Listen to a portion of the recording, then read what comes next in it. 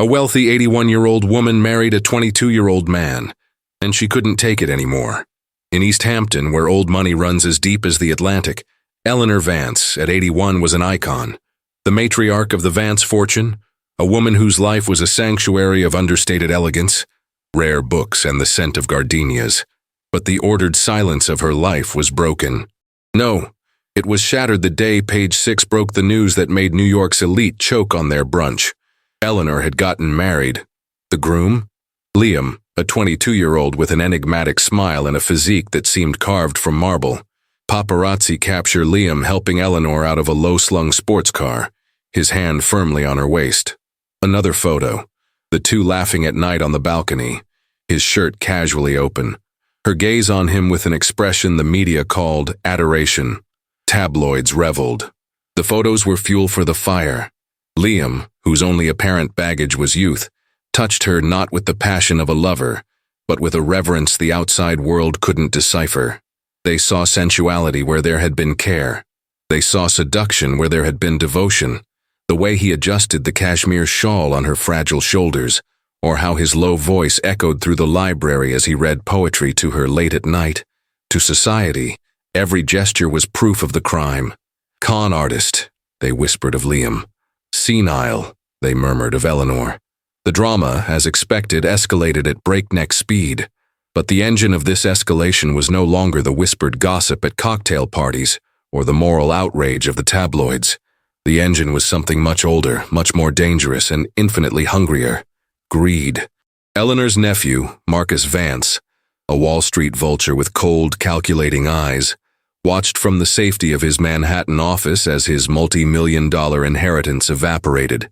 He didn't see a lonely aunt finding a late-night hookup. He saw an interloper with ripped abs and an enigmatic smile ruining his future. And Marcus wasted no time. He filed a lawsuit. In America, this legal weapon has a terrifying name, one that has become synonymous with modern nightmares. A petition for conservatorship. A petition for conservatorship. The lawsuit was not subtle.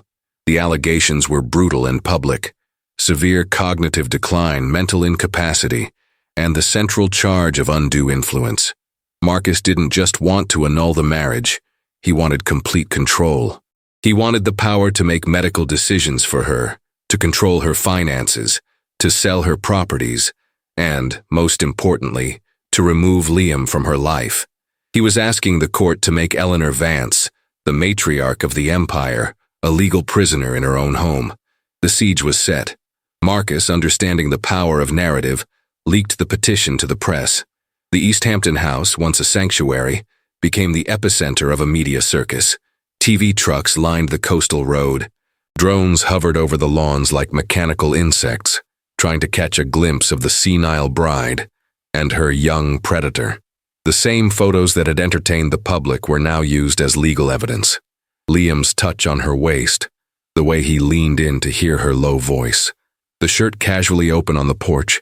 Everything was twisted, repackaged by Marcus's team as evidence of a calculating seduction, an almost hypnotic manipulation of a fragile mind. But the real terror didn't come from the cameras at the gates. It came from within. Distrust was a poison that tainted the air of the mansion. Eleanor, who had ruled empires and boards of directors with a mere raise of her eyebrow, now saw the condemnation in the eyes of those who had served her for decades. She saw it in the eyes of her housekeeper, Mrs. Davies, who was now reporting the couple's activities directly to Marcus. She sensed it in the silence of her driver, who, for the first time in 30 years, hesitated when she asked to be taken to the beach, asking if Mr. Marcus had authorized the trip. The whispers of the staff stopped abruptly when she entered a room. She was being dehumanized, reduced to a pathetic caricature in her own story. And Liam? The young man at the center of the storm remained a figure of indecipherable calm. He continued his rituals, reading poetry to her at night, his voice low and steady, his devotion unwavering. But under the weight of public judgment, even his kindness seemed suspect. Was this the calm of an innocent man, or the cold patience of a con artist who knew the game wasn't over yet? He watched her as she frayed under the pressure, his enigmatic smile never wavering. The whole world saw a con man. Eleanor saw sanctuary, but doubt, planted by Marcus, began to cast a shadow. Eleanor was cornered, not just by her greedy nephew or the hungry media, but by her own legend. She was the foolish old rich woman, a tragic footnote. The loneliness was absolute. She realized that Marcus wasn't just trying to take her money. He was trying to erase her legacy, rewriting the final chapter of her life as a farce. And she couldn't allow that. What would you do if the entire world decided who you were without even hearing your voice? Think about that for a moment. And before you discover Eleanor's answer, if you believe that truth is almost always stranger and more powerful than fiction, take the opportunity to subscribe to the channel and turn on notifications, because what comes next changes absolutely everything. Tired of being a footnote in her own story, tired of being dehumanized and reduced to a pathetic caricature, Eleanor did the unthinkable. She called a press conference, not in a neutral hotel ballroom, but on her own turf, in the rose garden of her East Hampton estate, with Liam at her side, his hand holding hers with a respect no one there could or wanted to see. She stood before the cameras and microphones. The air was heavy, charged not only with the salty Atlantic breeze but with a palpable impatience and barely concealed mockery. The journalists were ready for the show, for the last, sad performance of a senile woman. Across the lawn, near an ancient oak tree, stood Marcus, her nephew, pale and triumphant, watching what he believed to be his aunt's final collapse, the last piece of evidence her lawyers would need.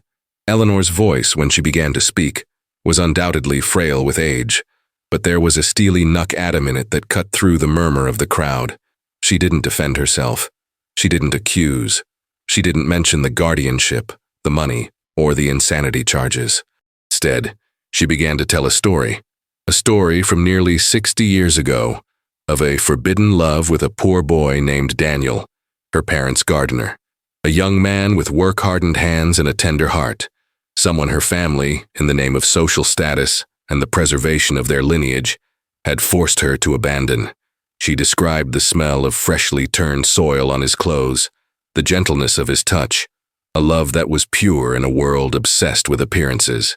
A shocked silence began to fall over the reporters. What was this? It wasn't the confused defense they'd expected. And then Eleanor dropped the first bombshell. She revealed that, months after being forced to leave him, she discovered she was pregnant. The garden, until that moment saturated with the frantic clicking of cameras, suddenly fell silent. Everyone held their breath, as if the story they'd come to cover, that of the con man and the crazy old woman, was about to crumble beneath their feet, giving way to a much deeper, more painful truth. Their narrative was being stolen. Eleanor continued, her voice firm. Her family, in the name of honor and status, had sent her to a secluded country estate in upstate New York, a gilded exile where her shame could bloom and die in secret. She spoke of loneliness, of the smell of damp pine and mildew that permeated her days, of Daniel's complete absence, who had been fired without warning and threatened never to seek her out again. She described the day of the child's birth with a clarity that only deep trauma can preserve. A cold room in an unfamiliar clinic, the faces of strangers, and the sound of a cry that was almost instantly muffled. They took him from me. Eleanor's voice trembled for the first time. A slight fracture in her steely control. I never held him in my arms. I never felt the warmth of his skin against mine. They told me he would go to a good family, that it would be better for him that way, for everyone's reputation. For 60 years she lived with this ghost, a void in her soul that no fortune in the world could fill. She married the man her family had chosen, became a devoted wife, an impeccable social figure, an irreproachable matriarch. But every night silently, she wondered what that boy's face would look like, if he would have Daniel's eyes. The garden was so quiet that a solitary bee could be heard buzzing near the roses. The reporters had forgotten their questions. Marcus, who had been watching from afar with his triumphant air, was now pale, his jaw clenched. The story wasn't going as he'd planned. I spent decades searching for him, Eleanor continued, her voice now steady, her gaze lost in the distance, far beyond the camera lenses, focused on a point in the past that only she could see. I hired private investigators, used every resource my money could buy, but the trail was cold, uncertain. The records at that rural clinic had been falsified, the adoption sealed in the name of my family's reputation. My son, Daniel's son, lived and eventually died, never knowing that his biological mother searched for him every day of his life. A tear finally escaped, making a slow path down her cheek. Liam, beside her, gripped her hand tighter, not like a lover, but like an anchor, a silent pillar of support. The garden was utterly silent, and then came the turning point, the sentence that rewrote everything, the revelation that made the garden's marble floor feel like quicksand. My son, she said, her voice gaining new strength, had a family of his own. He had a son. Eleanor paused. She lifted her chin and looked directly into the eyes of the cameras, into the eyes of every person who had judged her, who had called her senile, pathetic. He's no longer here for me, but his legacy is. She then turned to the young man beside her. For the first time, the look they exchanged made perfect sense. It wasn't lust. It wasn't financial interest. It was recognition. It was blood. Liam, she said, her voice thick with the pain and love of 60 years, is my grandson. The collective sigh was like a wave crashing across the lawn. The cameras, which had been lowered out of respect, were abruptly raised. The microphones moved forward. Marcus, on the other side of the lawn, recoiled as if he'd been physically punched. His face, once triumphant, was now pale, a mask of disbelief and panic. The court case, the carefully constructed narrative of the senile old woman and the young profiteer, all crumbled in an instant. Their story, the story the media had been selling, was dead. It was Liam who spoke next, his young, clear voice cutting through the bubbling chaos. My father, he told the crowd, told me the story shortly before he died of cancer. He spent his entire life feeling like something was missing, that a part of his story was missing. Finding my grandmother wasn't a project. It was the fulfillment of his dying wish. He made me promise to find her and tell her he had a good life and that he forgave her. And the wedding? The wedding, Liam continued, his gaze meeting Marcus's across the lawn, and the accusation was unequivocal. The wedding was the only legal maneuver we had. It was the only way to legally unite our assets and ensure that my grandmother's legacy, and my grandfather Daniel's, would be protected from those who only see numbers, those who only see dollars, and not the people behind them. It was the only way to ensure that greed wouldn't erase the last chance at justice for a love story that was destroyed by that same greed 60 years ago. The truth finally revealed was more powerful, more devastating, and ironically more romantic than any scandal the press could have concocted. The truth finally revealed was devastating. Marcus's narrative, built on greed and prejudice, evaporated. His own lawyers abandoned the case, fearing a public relations disaster. The doors that had once opened to the Vance name now slammed shut in Marcus's face. The same friends who had drifted away now called non-stop, their voices dripping with belated compassion. Eleanor sent word that she wasn't receiving visitors. The only validation that mattered was sitting in front of her every morning, in Daniel's eyes. Eleanor and Liam in the simple cemetery where her son, Daniel Jr., was buried. She touches the modest headstone. It's a silent reconciliation between mother, son, and grandson.